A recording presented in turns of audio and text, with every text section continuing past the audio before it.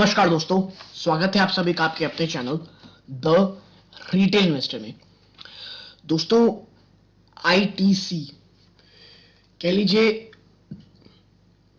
मेरा one of the favourite stock, अभी का नहीं, काफी लंबे समय से, पिछले पूरे एक साल देखेंगे आप तो इसने काफी ज्यादा, 1 या 2 साल देखेंगे, काफी ज्यादा अंडर परफॉर्मेंस दी पूरे के पूरे बाजार के कंपेयर में।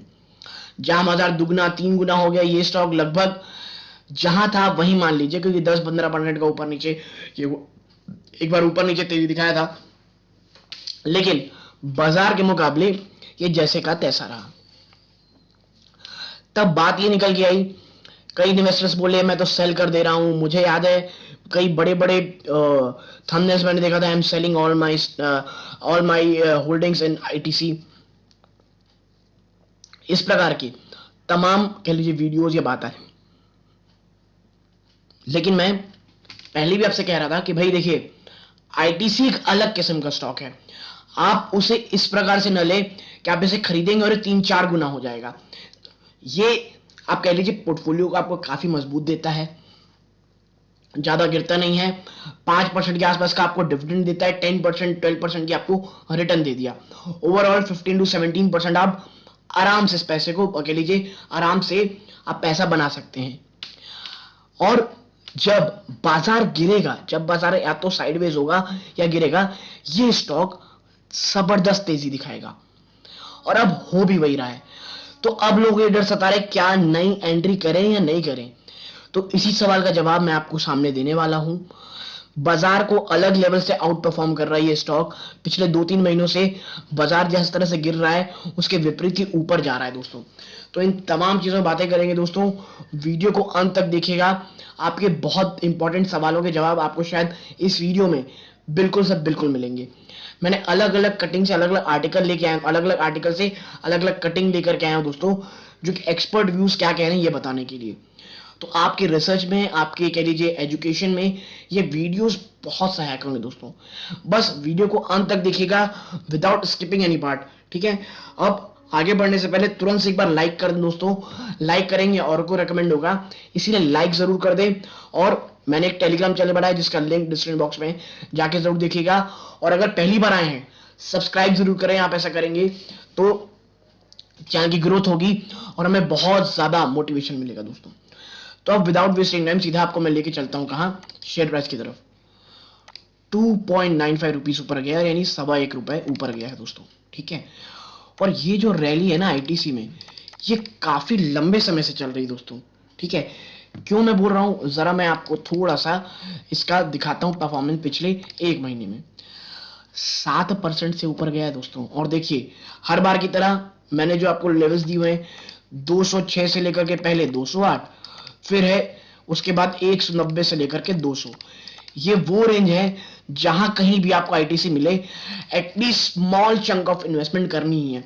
और देखिए, ये मैं हर वीडियो में बोल रहा हूं, आप मेरी पुरानी आईटीसी की वीडियो उठा के देखिए, आपको ये हमेशा जवाब दिखेगा। और देखिए, ये 208 गया और उसके बाद देखिए, अगर आपने निवेश किया, ऑलरेडी 13% आपने रिटर्न ले चुका है। और मैं बता दूं आपको, आपने अगर ये 13% रिटर्न लिया है तो आपको इसके साथ साथ 5% कह लीजिए 2% का डिविडेंड भी मिला होगा। कंपनी ने ₹5 के आसपास का डिविडेंड भी दिया था, यानी कि ओवरऑल 14 to 15% रिटर्न सिर्फ और सिर्फ महीने भर के अंदर दोस्तों, ठीक है। लेकिन अब यह है कि भाई ये रैली हो क्यों रही है क्या वापस से ऊपर ले जाया जाएगा और फिर से स्टॉक को डंप कर दिया जाएगा। तो देखिए, इसी प्रकार के सवालों के जवाब अब आपको मैं एक एक करके यहां देता हूं, ठीक है। देखिए, क्वेश्चन है, ITC which has not participated in the rally which transpired till about last year and also has not fallen much in the recent correction as well. Do you believe that ITC proposes any kind of value at this juncture?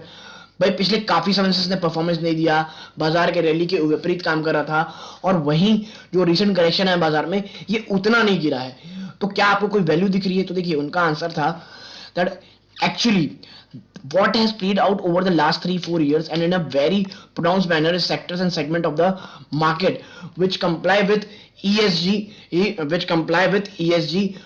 ESG requirements.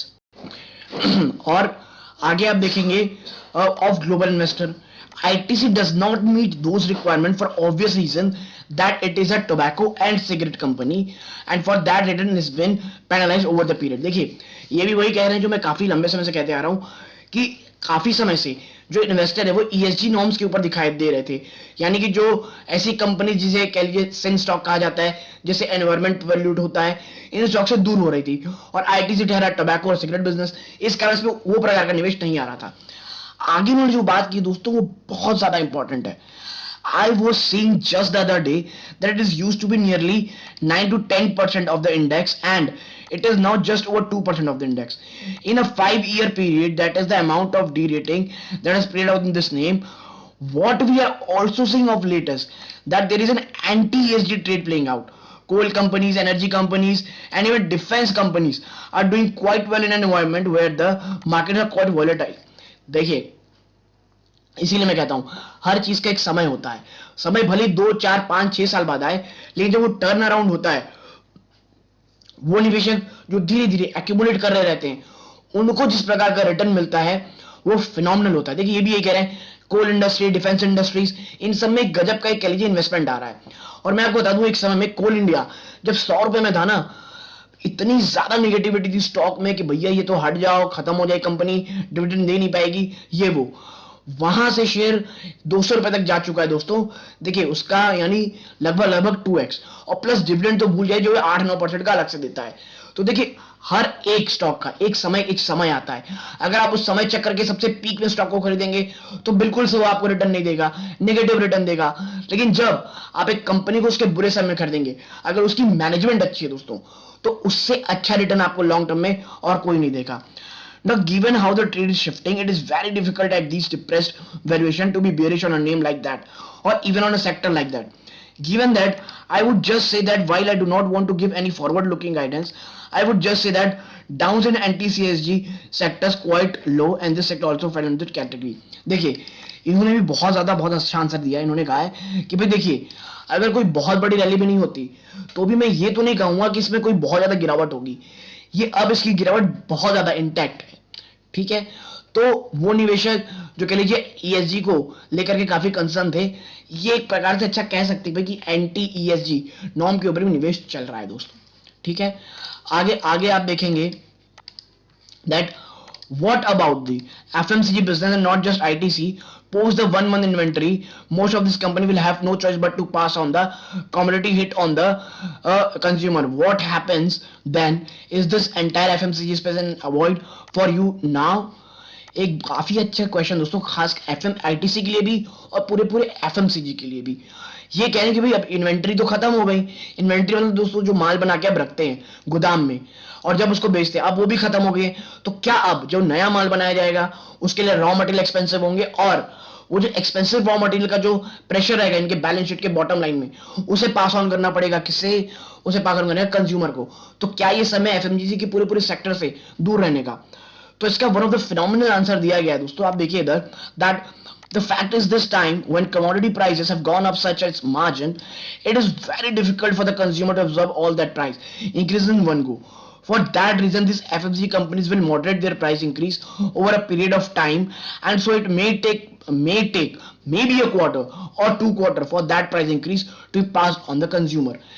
देखिए ये भी यही बात है कि भाई आप सीधा तो पास ऑन करोगे नहीं कंज्यूमर को, आप करोगे तो धीरे धीरे करोगे, स्टैगर्ड वे में करोगे, और ये लगातार लगभग 2 महीने रहेगा।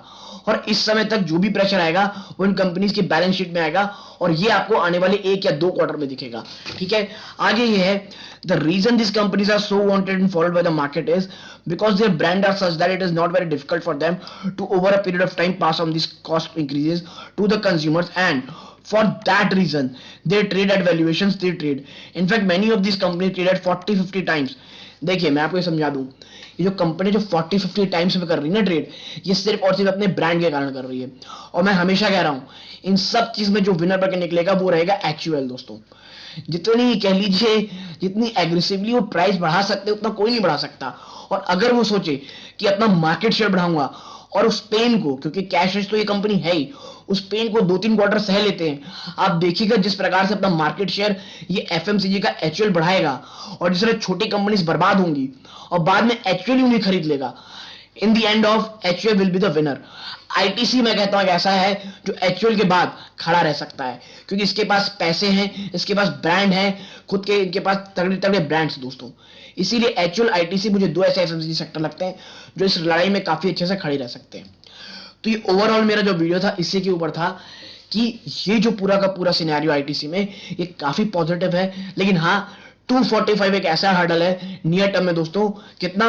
245, जो मुझे लगता है इसे तोड़ने में बहुत मेहनत लगेगी। Then 262 and then 275। ये जो है ना जो 275, इसे मुझे कतई नहीं लगता ये स्टॉक तोड़ेगा दोस्तों। मैं फिर कह रहा हूं 275 आईटीसी को तोड़ने के लिए बहुत सारी चीजें एक साथ चाहिए। बाजार में लिक्विडिटी चाहिए, पूरा कुछ आईटीसी में कुछ बहुत जबरदस्त रिजल्ट आ जाना चाहिए। जब तक ये नहीं होगा 275 बहुत दूर की कौड़ी है। लेकिन एचडीएफसी सिक्योरिटीज ने बहुत ही जबरदस्त टारगेट आईटीसी के लिए दे रखे हैं दोस्तों, और वो टारगेट आप देखिए इधर कितने हैं, 285। कितने के दोस्तों? 285। और मुझे लगता है अगर 285 जाएगा तो ये जा ही सकता है, लेकिन 275 तोड़ेगा अगर ये ऑन द क्लोजिंग बेसिस, और 285 जाएगा दोस्तों, देन 292 300। मुझे लगता है एक बार सिर्फ टच करके जरूर आ जाएगा ये, अगर ये 285 क्लोजिंग में तोड़ता है। तो अगर आपको ये मेरा पूरा वीडियो पसंद आया हो, पूरा मेरा एनालिसिस पसंद आया हो, प्लीज वीडियो को लाइक कीजिए, चैनल पहली बार सब्सक्राइब कीजिएगा।